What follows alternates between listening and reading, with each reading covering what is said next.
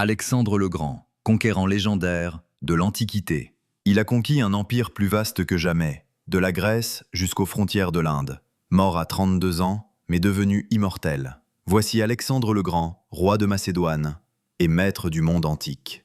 Alexandre naît en 356 avant Jésus-Christ. Jésus-Christ à Péla. Fils du roi Philippe II, il est élevé comme un prince, mais aussi comme un futur conquérant. Son prof particulier, un certain Aristote.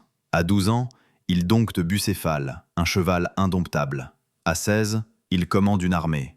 À 20 ans, il devient roi après l'assassinat de son père. Alexandre traverse l'Asie mineure. Darius III, roi de Perse, pense le balayer. Grosse erreur. Bataille du Granique, d'Issos, puis de Gogamel. Victoire totale. Babylone, Suse, Persépolis, toutes tombent entre ses mains. Il va plus loin que jamais. Égypte, où il fonde Alexandrie, puis l'Afghanistan, puis l'Inde. Sa vision, un empire uni entre l'Orient et l'Occident. ROI ou Dieu, Alexandre ne veut pas seulement régner, il veut fusionner les cultures. Il adopte les coutumes perses, se fait appeler fils de Zeus et impose des mariages entre Grecs et Asiatiques. Génial ou mégalo? À vous de juger. Une fin mystérieuse.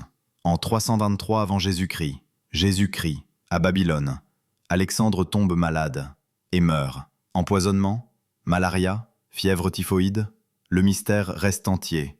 Il n'a pas nommé d'héritier. Son empire se déchire. Un héritage immortel. Mais son héritage, lui, survit.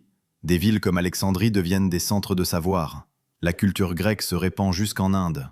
Des siècles plus tard, César, Napoléon ou même Hitler admireront Alexandre. Alexandre le Grand a vécu vite, frappé fort, et laissé une empreinte éternelle. Il n'a jamais perdu une bataille. Et pourtant, son plus grand combat reste peut-être celui contre le temps. Tu veux en savoir plus sur les grands